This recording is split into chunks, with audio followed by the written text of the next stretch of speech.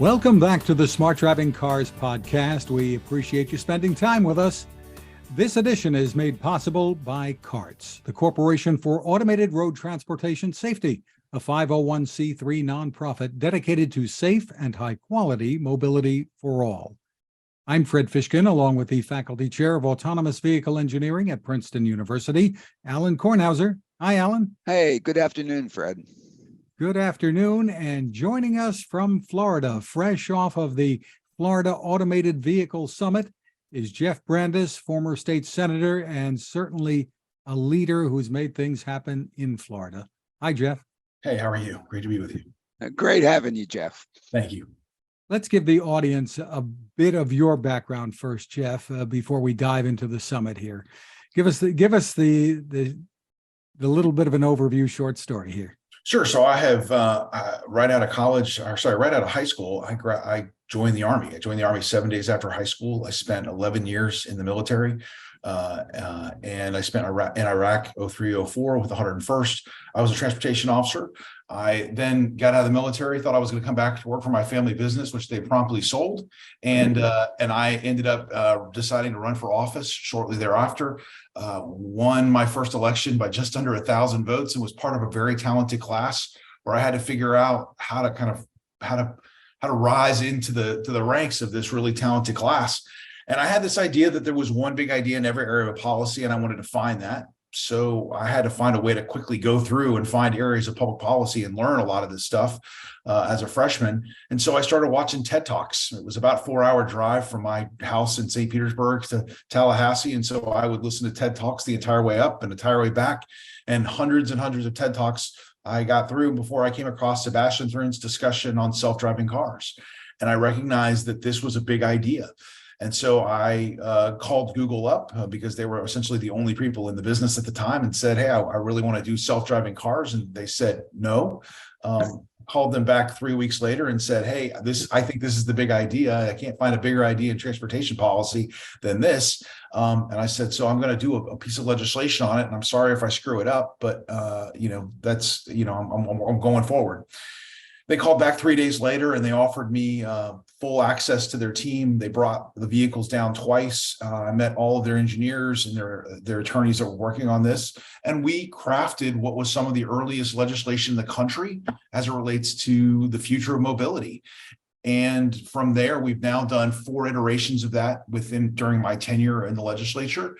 So Florida has some of the most forward-thinking legislation, frankly, in the country as it relates to self-driving vehicles and automation. In between that time and kind of when I left, we brought in Uber and Lyft to Florida. That was a 4-year battle to get that all squared away. All the e-bikes, all the scooter legislation, we worked on that, all the platooning. So really, I have, over the last 12 years, really been working predominantly on transportation policy and making sure Florida is as forward-thinking as we can be as we kind of drive towards this unknown future.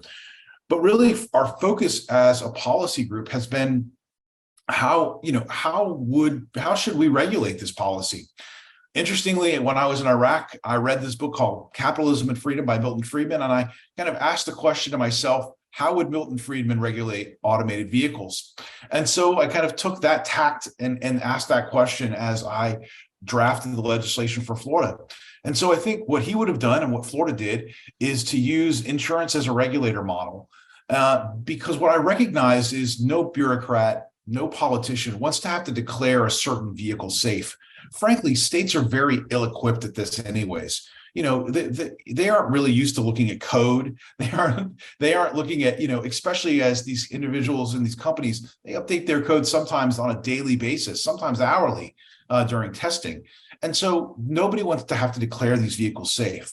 So who can declare these vehicles safe, or can at least have the skin in the game to ensure and has their interest aligned to ensure that these vehicles are safely operating on the road? And to me, that's the insurer. And so while first of all, I believe for most of these companies, a serious accident is a death nail to their company. 2, as somebody who is involved in the political world, I need to ensure that people are made whole if they are injured by one of these companies. And so that's where insurance comes into play. And so we have created this insurance as a regulator model, which the beauty of it is, one, it's evergreen, and two, it's incredibly simple. So if you can get the amount of insurance required in the state of Florida to operate one of these vehicles by a carrier that meets the state of Florida's guidelines, then you can operate a vehicle in Florida. You don't have to go through the licensing. You don't have to go through all the crazy stuff that California puts through. You can operate. And that's why companies have flocked to Florida and are testing in Florida today. And why we've seen so much growth in Florida. Yes, it's weather, it's regulatory environment, and it's density of population that can make sense for a business model. Is the technology yet being used, do you think, to provide, as Alan has been pushing for, societal good, really providing some return? What are you seeing down there using that approach? Well, I think that let me kind of rephrase that question, because I think the question really is, where do we see self-driving vehicles operating first? What domains do we see them in? And I really think there's three kind of operational domains. One would be the agriculture and mining operations. I think those we're quickly seeing John Deere acquiring Bear Flag and a variety of different companies kind of coming together. And the automation probably will first be seen among anywhere in that mining space and in the agriculture space. So that's one space where I think away from public roads, basically, too. Correct, right? Because the operational domain is much simpler in those areas than everywhere else, and they can provide a ton of value. Two, I think you're going to see it in port operations.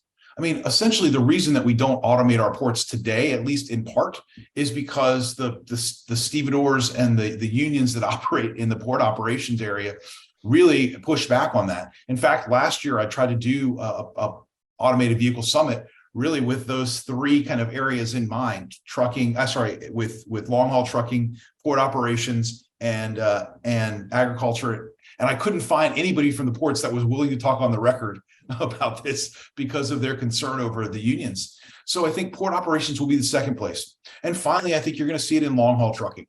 So those are the three things that I think, the three areas where I think you'll see it within the next few years, probably 2 or 3 years at scale. And then kind of where we talk about robotaxi and robo-delivery of products at scale, I think those are a little bit farther towards the end of the decade.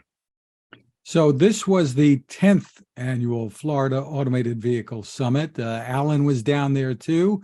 We can talk about some of the highlights, and Alan, of course, was one of those, I'm sure. So let's talk. No, the highlight is right here. I mean, the highlight is Jeff. Yeah. Let's talk about what your focus was on this year. I know there were, quite a few panels. Give us the overview. Well, I mean, I think the important thing is, let's take a retrospective back of 10 years, and then let's look forward 10 years. And so that's what we really tried to do. We talked to the futurists from Ford about how to think about the future.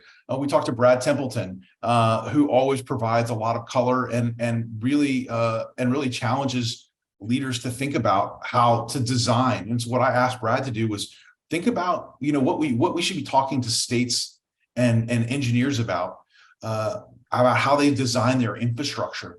And I think one of his key points, and one of the things I thought was so kind of brilliant about what he was talked about was, Brad really talks about how the internet is stupid, and that's part of its success, and that most of the things happening on the internet are happening on the edges, right, in the different servers. But the internet itself is fairly stupid. He says, we should think about our road networks in a very similar way. Like, most of the things that are going to happen on the edges, but the infrastructure itself needs to be stupid. So don't put a lot of effort and time and energy into V2V, V2X, all these other things, because you know what? Your smartphone today is a great V2X device. And so how should we think about, states should be thinking about, how do we make this infrastructure work for everybody and keep it as stupid as possible, but allow operators to utilize it, and let's begin to do the things that really help everybody, not try to say, well, we need dedicated lanes, we need to spend billions of dollars on dedicated lanes, or we need DRSRC on every single stoplight. Well, I think some of those things are interesting ideas, and we should definitely be piloting them. I think the overall theme is improve the infrastructure that's existing make sure your lane lines are there, make sure your marks are done well, because these trucking companies and the robotaxi companies, they're going to be designing a virtual road on top of you anyways. And what they really need is access to the information from the state, but knowing that the information that you guys have on these roads is accurate is really important. Yeah, Brad did a really fantastic job, and I don't know if you taped it. If you did, I'd like you to share the tape, so that you can distribute it, because he really did a fantastic job in his presentation. And this concept, I mean, it's one that I try to teach in the classroom all the time. If I look at a fundamental of transportation, what I think is a fundamental of transportation is that the way what the thing operates on has to be simple. Right. Otherwise, it doesn't happen. I mean, we wouldn't have, if we would have to have air do a bunch of funny things to keep your airplane or airplanes up in the air, I mean, it wouldn't work. Right. Okay. The fact that we happen to have Bernoulli and airflow and low pressure and high pressure, and the thing pops up and all that stuff. Oh my goodness. Then we can put the intelligence in the vehicles and the terminals and so on, and use that. You look at water transportation, my goodness, all you have to do is a buoy. I mean, float in a sense, but again, that makes it. And I've been involved in trying to automate transportation again since 1970. Okay. And that's an awful long time ago. And at one point in my life, we were going to do automated people mover. We did automated people movers. We did like 3 of them. One of them still exists in Jacksonville, and we heard from Mr. Ford how it needs some. It's getting a little old. Well, I think but it has operated. Okay. And certainly if we want to put in the technology and we could afford the technology for exclusive roadways, we can do this. The problem is, where's that going to come from? I mean, it's just like, whatever, cut it out. And that's the reason. I mean, the great revelation of the DARPA challenges was when the military said go out there and do it. And basically you have no infrastructure, dirt roads or whatever, but just don't crash into things. That was the oh my goodness moment that said, oh, let's put all the intelligence in the vehicle.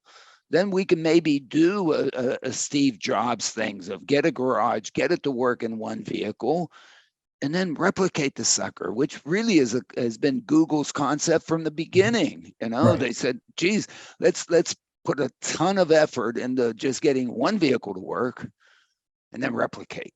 Right. Which, I mean, and we're at that point. So, and Brad said it very well and really brought it home, that fundamental concept, which is kind of where we are today. I think we've gotten to a point where really the vehicles are getting to be pretty darn good. And now we just have to find the places where we can start to really show that they can deliver, at least in some places, some return. Mm-hmm. And you pointed out a very important one is agriculture. The amount of vehicle miles traveled over farms across the country to create food for us is like enormous. And so that opportunity, I mean, John Deere has been pursuing it now, at least 10 years, more than that. And I would imagine it's really there. And the mining you mentioned, I've always thought, my goodness, the railroad should be there too. I mean, what the heck? I mean, they have the more intelligent infrastructure. They have 2 rails that basically, keep you from going off into the whatever, which they do the lateral control pretty darn well. And the headway control shouldn't be that tough, but I don't know how we get to that one. We need some changes in some regulations, but anyway. Yeah, I think to your point, I think look, there are a lot of areas where I think automation it should be showing up, but ultimately government keeps it from showing up, and I think that's one of the struggles we kind of haven't gotten really to yet, is when we start really talking about, all right, why are we keeping our ports unautomated, and what else are we going to do in that space? And I think the truckers unions are going to push back on trucking being automation at scale. And so I think you're going to see some of this interplay between government and automation. It's going to have to happen. But ultimately, I think, as we've seen, generally automation will eventually win. The great thing is, the timeline is quickly approaching for that conversation to begin. One of the places where it really has won is in tolling. Right. Absolutely. I can recall when we first brought on tolling, and the discussion was, my goodness, all the toll takers are going to have a fit and nobody's going to use it. And we're at the point at which I realized that, oh my goodness, this is an absolute no-brainer that's actually going to happen, is when the New York City cabbies got the Easy Pass tags and put them onto their cabs. So if those folks are now going to adopt this thing is going to go gangbusters, right? And it has, and yes, I think just this past week they did away with the toll booths at the Lincoln Tunnel or in the crossings in New York City. Yeah, and in a sense, we even had a slight offline discussion about whether or not you actually need a gizmo in your car. My car has a license plate on it. Right. There are license plate readers that are as efficient as any electromagnetic reader or whatever. The New Jersey Turnpike can read my license plate and hit my Easy Pass account. They don't have to send me now a bill and is it hitting my license plate any different than now? I can go kind of fake some sort of thing with a gizmo, or I can paint some other letters on my license plate if I really want to misbehave out here. But come on, that's 0.001 of the population, and come on, this should be easy, right?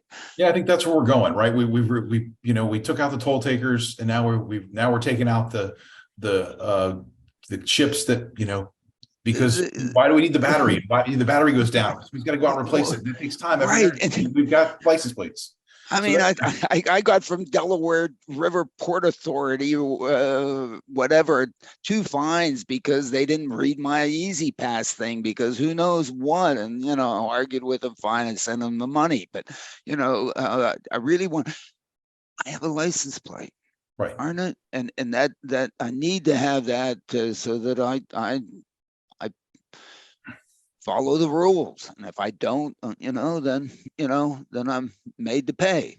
That's fine. Jeff, let me ask you this: if you take a look at the state of things today, and you've mentioned where things are actually really taking place, what are your thoughts about the technology, policy, what needs to be done in places like New Jersey and elsewhere to have this meaningful deployment that we talk about? Well, I think, first of all, the meaningful deployment really is happening today. It's happening on farms across America. It's happening in mines across America, and it's going to be happening in trucking across America. And I think that's people's first introduction to this technology is probably going to be a long haul truck that they see driving down the road. I think that's what we're going to see probably by the end of the decade. Everybody else seems to be kind of running for the edges. And I think there will be some cities where you may have some robotaxi services at scale that are operating, and I think those will grow obviously over time as more and more of the vehicles get developed and brought online.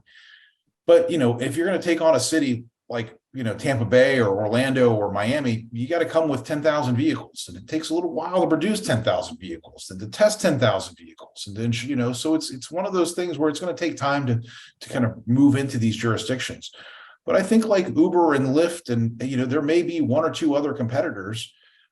It'll be interesting to see whether it's an OEM or whether it's a Amazon or a Google that's doing it. But I think you're going to see these cities quickly have, one or two, maybe three of these services in their cities. And then, how many alts do you need? Maybe there'll be a very, very high end Mercedes kind of service. But it'll be interesting to see how ultimately this plays out. But I think as far as timing goes, really by the end of the decade, I think those three areas where we're going to see it at scale beginning to play out. And then 2030 and beyond is really the other area. I always thought, when I think back on timing, I think 2010 to 2020 was really the decade of the shared economy, where we saw Uber and Lyft and Bird and all of these different modes because of the smartphone be made available to people. I think 2020 to 2030 will really be the decade of electrification, where we came into the decade, and really are going to leave the decade in a radically different place with the adoption of electric vehicles. And when I think about 2030 and beyond, 2030, 2040, I really think that's the decade of automation. And so I think the interesting thing is, for governments, we're essentially from, the Model T to today, things haven't changed all that much on the roads. I mean, we're about to see a revolution where you're getting wave after wave of disruption going on in the government space or in the transportation space, and the government's having to adapt to it. Luckily, there's a decade in between each one of those, so they should have time to do some of that. But clearly, we're kind of getting our arms around Uber and Lyft and the shared economy. Cities are still struggling with what to do with scooters and how to deal with e-bikes. That conversation's ongoing. Best left to the cities to deal with. I think the Uber and Lyft conversation is best left to the states to deal with, because Uber and Lyft are much more multi-jurisdictional than a scooter or a bike. I think the long-haul trucking conversation is probably something for the states to deal with in the short term and the federal government to deal with in the long term.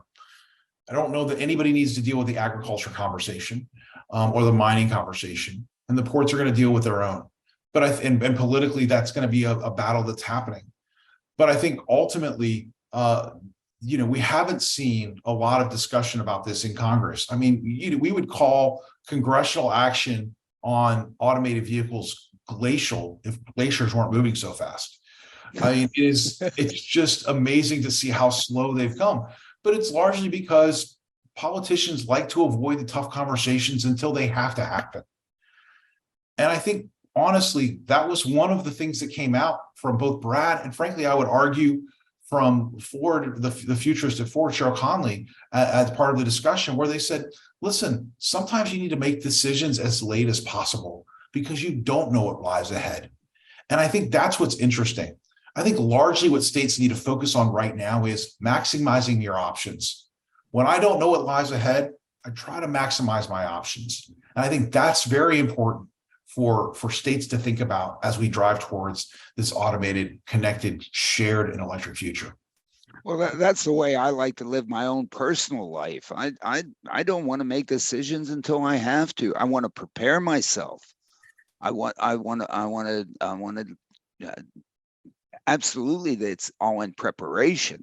And what I try to tell my students is I think you want to prepare yourself to take advantage of opportunities as they're presented to you. Doesn't mean you stick your head in the sand, don't do anything. It means that but the preparation in there, but don't lock yourself in, because the beauty about the future is that it is uncertain.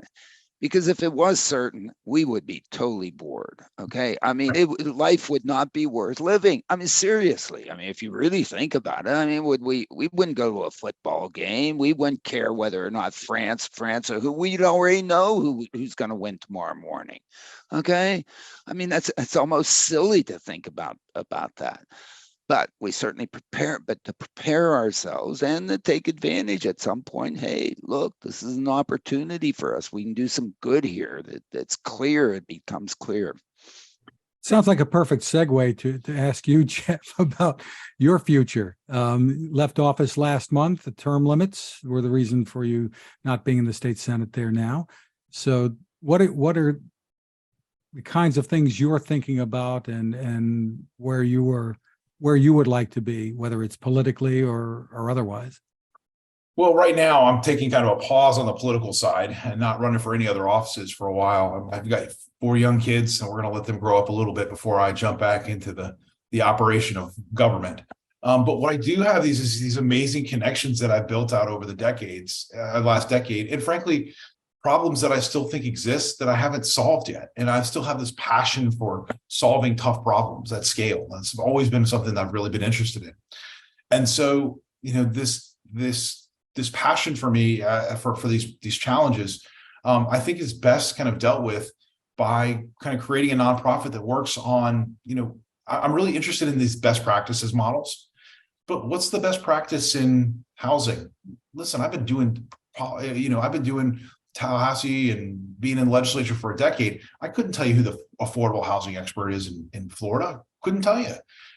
Who's the criminal justice expert? I couldn't tell you.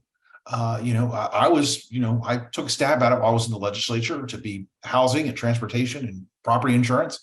But you were very involved with prison reform issues. Prison reform, right? And prison reform. So how do I take that passion that I had for those issues and kind of build this expert network and then begin to ask really tough questions about what is the best practice? And I think the great thing about each one of those areas, and let's take prison reform or criminal justice reform, is we can dive as deep or shallow into each one of these areas as we want. For example, in Florida, reentry is $50 in a bus pass. You get out of prison after 10 years, we give you $50, we give you a bus pass, and we send you on your way. I don't think anybody could argue that that's the best practice, because you're out of money in, pretty quickly. You get 3 or more meals at McDonald's, and you're living under an overpass. So how can we improve that? In Florida's education system, in the prison system, most of our prisons have 1,500 inmates and 0 educators in the prison system. Part of that's because we pay $10,000 less than what the local school district does for educators to operate in the prison system than this local school district. So no wonder why people would take a second look at that career. So what can we do to improve that? Florida has a virtual school system. Can we get the virtual school system to operate in the prison system? Because that seems like it would help with our education in the prison system. So I think for me, it's the ability to use these expert networks that I've kind of developed on the transportation side, where I've run Automated Vehicle Summit for the last decade, do a summit on criminal justice and prison reform, do a summit on housing affordability and how we really address that. So to me, the exciting thing is, I'm 46 years old. I've got 12 years of experience in the legislative process, really at the highest levels in Florida. And I've built great relationships. And what I've seen from most of my colleagues is they walk away. They walk away from that experience, and maybe they use that and they go join a county commission or become the tax collector of their local community. But that doesn't really require the rich amount of resources that you have. And you have all of these individuals who are just elected, who don't know anything. They're looking for the bathrooms where in the Capitol. They're not experts in any of these areas of policy that we can help guide and shepherd and make introductions to. It's one of the reasons I go to CES every year. Take 2 or 3 legislators with me. I'm doing it this year, even though I'm not in the legislature. Why? Because they need to see this stuff. And they always ask me, well, what's the goal? What are we trying to do? I said, we're trying to expose you to people and leaders and let you see what the future holds, so that when you go back, it's like opening the aperture of a camera and seeing what's going on out there. Because we have this myopic view in Florida, whereas you can see what the rest of the world is working on. So to me, it's really exciting, and I'm really excited about some of the projects we're working on today. Yeah, Well, so we're go we're ahead, gonna get back together at CES this year and so on, and of course that's the same reason I go to CES, is just to see what's going on, see what the bleeding edge looks like, and so on, and it is absolutely exciting, and let me also say that here in New Jersey, the same issues are really paramount here also. Affordable housing is just, and everywhere. It's not just Florida, as you well know, and one of of course my passion with respect with trying to do affordable mobility is, I think if we match affordable mobility with affordable housing, we do affordable living, is sort of my one liner on that whole thing. But that's really fundamental to all that. And the prison reform. My goodness, there was an article in the New York Times a couple of days ago about about the downward spiral you can get into if you happen to be pulled over with a broken tail light. If I get pulled over here in Princeton with a broken tail light, they'll say, "Oh, Professor Kornhauser, please go fix your broken tail light." And did you know that? "Oh, thank you." And I go on my way. But for some others, guess what? They get a ticket, and then they can't pay it, and then there's a warrant out. And then a Princeton policeman sits there, reads the license plate, and gets an alert that there's a warrant out because this person got a broken taillight in Hamilton Township next door. And therefore, because of some agreement between police, she feels, that she has to arrest this person. And now, not only does the person have to fix a broken taillight and pay the time, it is for what? Oh right, my! look, cut it out. We right. in Princeton are enforcing broken taillight, whatever, in Hamilton Township. And what does it cost us? We not have to have a judge. This is like crazy stuff, isn't it? Well, look, you get your driver's license suspended because you can't pay your ticket. Now you can't go to work, and now you're making a choice: do I go to work and violate the law, or do I, how am I going to pay this ticket? So you're kind of left to this catch-22, and people make these choices where they continue to drive, and then they get pulled over, and now you're to your point, right? For many people across the country, their first point of entrance into the criminal justice system is a suspended driver's license. It is like, come on. There's got to be a better. There has to. We need to.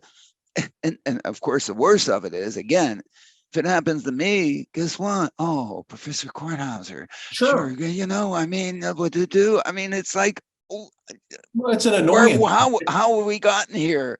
Well, but it's an annoyance for you and I to get a ticket. Yeah, I know it is. It's a monumental challenge. Absolutely, but they don't even give me a ticket. Right. Because I'm I look like don't I look like a professor? I don't know. It's like terrible. It's a speed bump for us. It's a brick wall. It's not even a speed bump for us. Right. Okay. Well, yeah, it's a speed bump for us. It's a brick wall. Right. But for them, it is a downward spiral, or for others, it's a downward spiral. You can't get out of it. Right. You can't get out of it. So we're going to be looking at suspended driver's licenses and looking at fines and fees and those types of issues as well. And what can we do to improve efficiency for that? Listen, when I first got in the legislature, what I recognized was that we were suspending people's driver's licenses for unpaid tolls. And we had thousands of people. We had people who would, pay their toll. I think it would go 3 months, and then they would get their driver's license suspended again for an unpaid toll. We had people who were getting their driver's license suspended 3 or 4 times throughout the year. And to get it reinstated, it was like $150 to go back and get it reinstated. These people were spending $1,000 a year on toll violations and getting reinstated their driver's license, not to mention the cost of the state, because some of these people were getting caught and pulled over and arrested and dragged to jail and, and going through the criminal justice system. So it was insane. So we stopped that process and we said, listen, we're not going to suspend your driver's license, but before you can get your car re-registered, you got to pay the toll. So at least that way there was some stopgap to get these tolls paid, but we weren't out suspending people's driver's license in the process. So taking away a livelihood, right? So correct, right? So now all of a sudden that paradigm shift has led to a bunch of other areas of policy. But for me, that's what I'm passionate about. I love solving tough problems. And listen, it's not just solving one individual problem.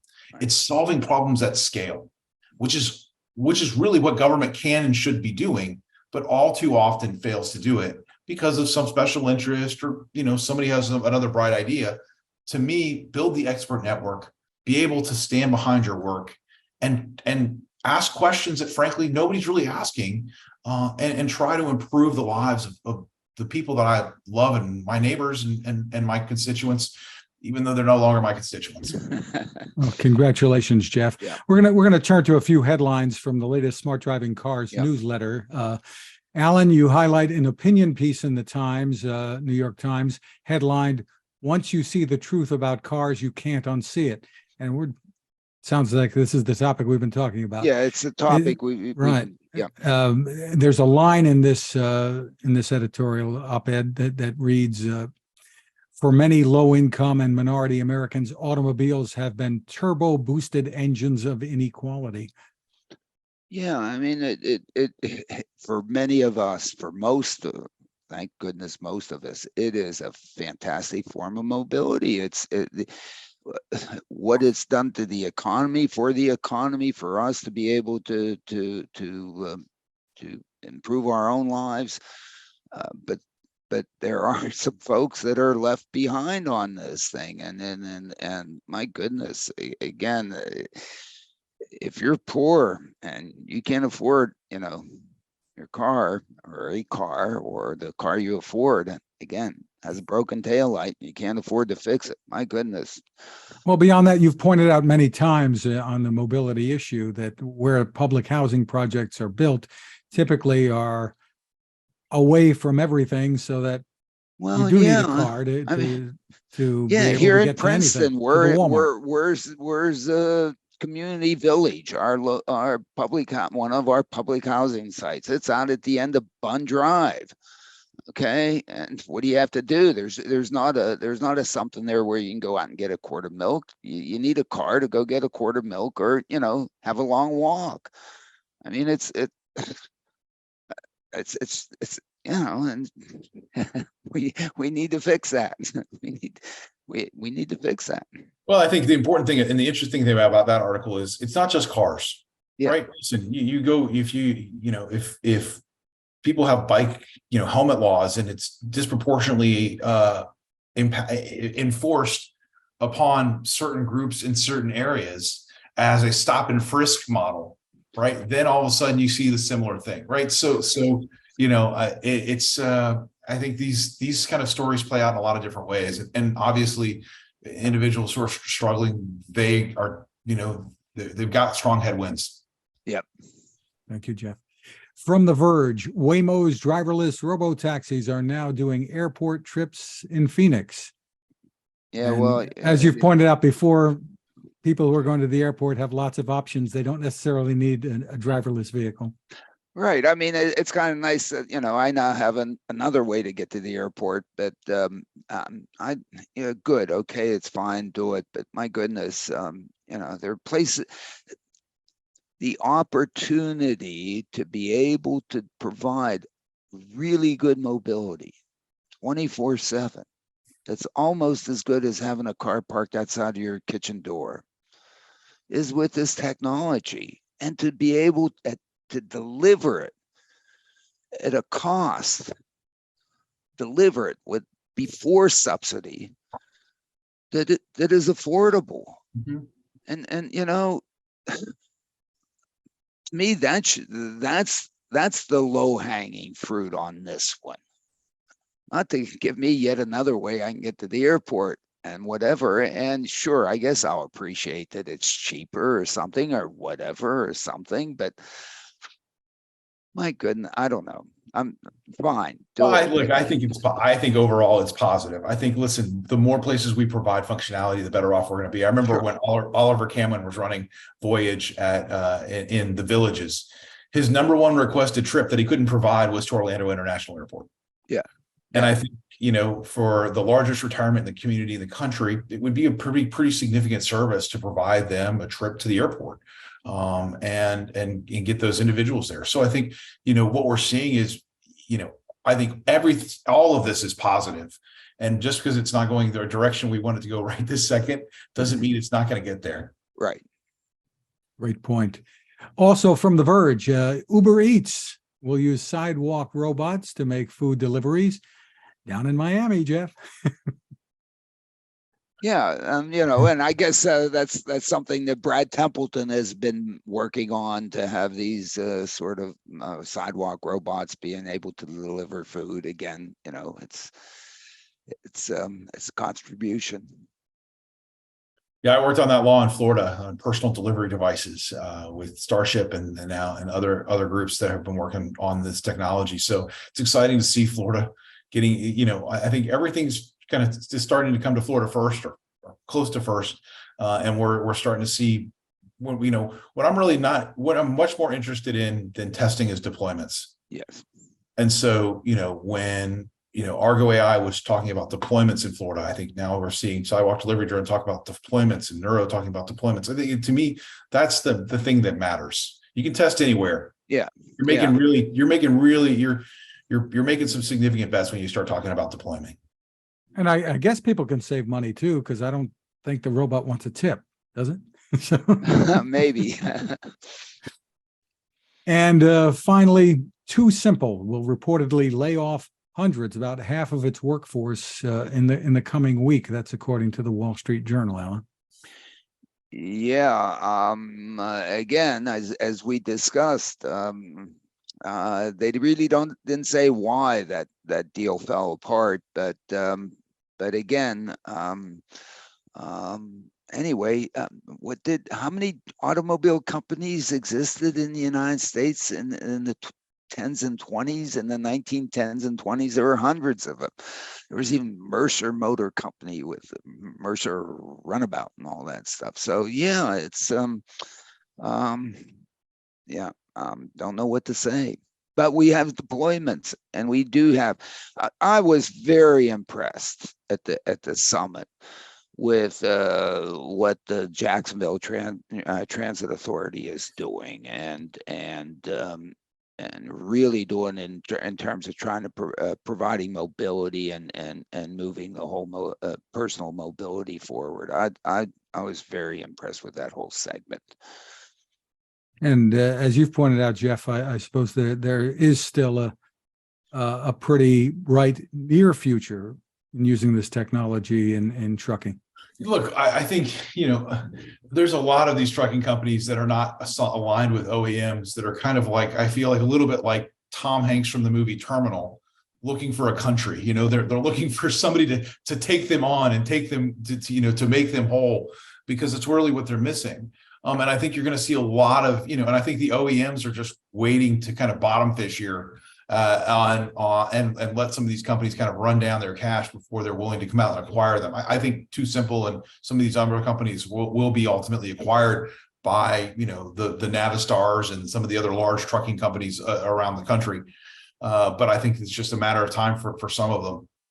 And I think any thoughts about what Tesla is doing? I mean, they started delivering. They didn't talk about when they delivered their first semis. They didn't talk about any automated capability or the FSD, as they call it, what's in there. But you have to assume if it's made by Tesla, the computer's in there. Right, the computer's there. But I think they're kind of pushing the envelope on this technology when it comes to electrification and automation. But I don't think they're nearly as far ahead on the automation side overall as some of these dedicated self-driving car trucking companies like Kodiak or Embark or even TuSimple, definitely not Waymo.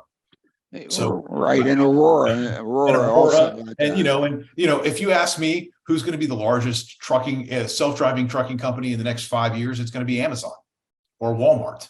Yeah. And so I think, we have to think about the scale of, who's using these trucks to think about where the self-driving technology is going. I guarantee Amazon, while they're thinking about Zoox for one purpose, is probably going to take a lot of that technology and put it towards trucking for another purpose as well. And so it'll be really interesting to watch this play out. Yeah, I agree with you, and we're going to go out at CES, and Zoox is going to be there, and they haven't been saying much lately. Of course, they don't have to say much lately because they're doing it. They're doing it for their own business. I mean, you look at the amount of money that Amazon spends on getting the things to my front door, which I love. It's Christmas every day, Hanukkah every day, man. Stuff, so boxes are arriving. I mean, I just have a ball. But really, just for their own account, and as I like to say, with respect to home delivery, my goodness, between midnight and 5 a.m., nobody's using the roads here in Princeton, in New Jersey. Okay, my goodness, get some of these things and figure out, kind of how to get it to my front porch, maybe a little launcher. I mean, they know where my front porch is. They know how far it is. They can measure wind, whatever. They can do what SpaceX does. Well, I think launch it'll be really interesting when we start seeing Amazon delivery vehicles show up with a passenger inside whose job is to take the package from the door to the from the cab to the door versus drive the vehicle. And I think that's coming. That probably is, because if you still look at mail delivery here, maybe just in Princeton, what happens is that the mail truck pulls up, parks, and then there's a postman or postwoman that goes around and delivers it to the door. Delivery of milk in Brooklyn in 18 whatever was done with a horse and a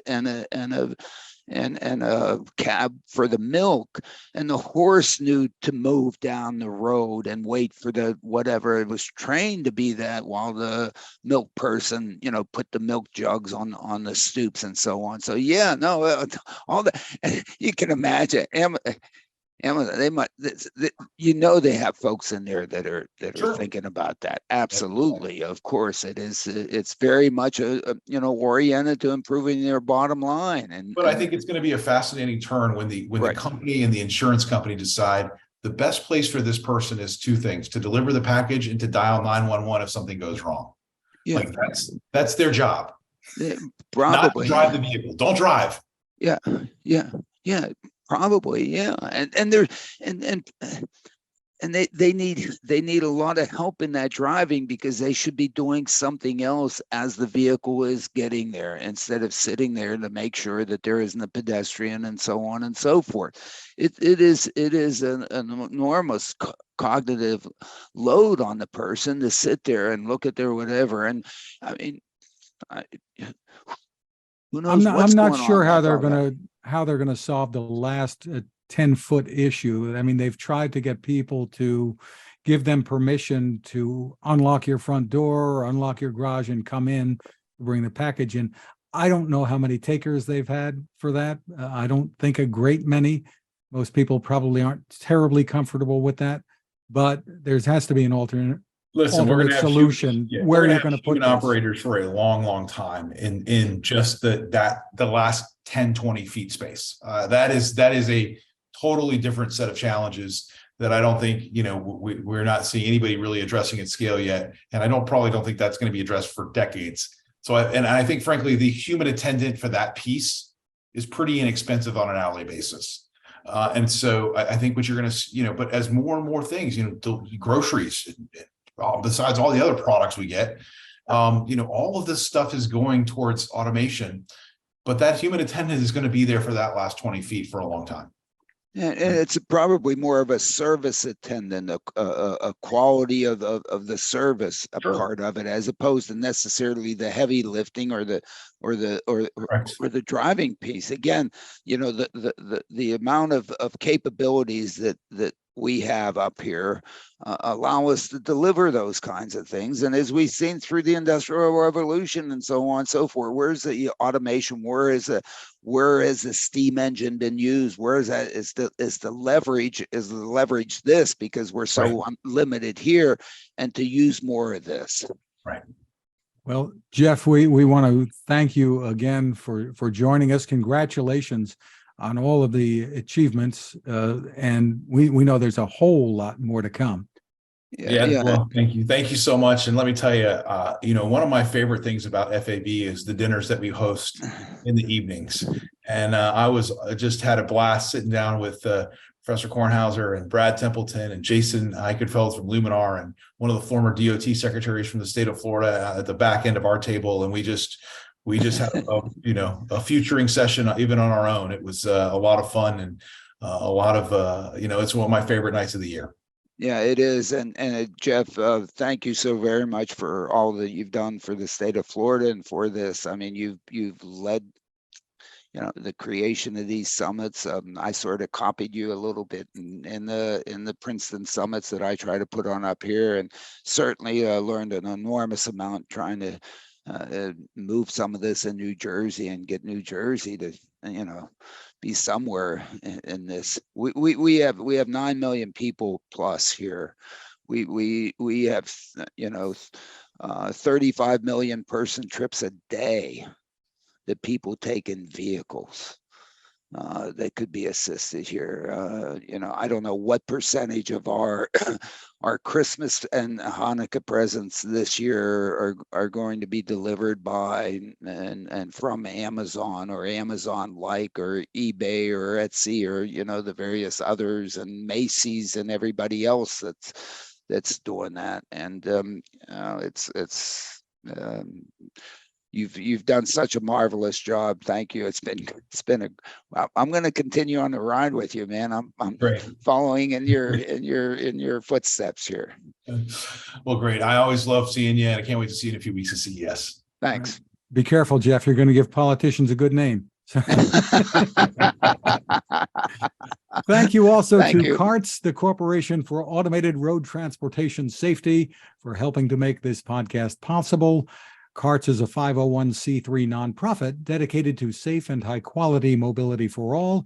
You can find us at smartdrivingcar.com, also on Anchor FM, Spotify, TuneIn, Apple, Google, Spreaker, Amazon, wherever you get your podcasts from. Smart speakers can play us too. You can find my tech reports at techstination.com. I'm Fred Fishkin along with Alan Kornhauser. Thank you for listening or watching. Have a great rest of the weekend. Please stay safe. Thank you. Thank you, Fred. Thank you, Jeff. You got it.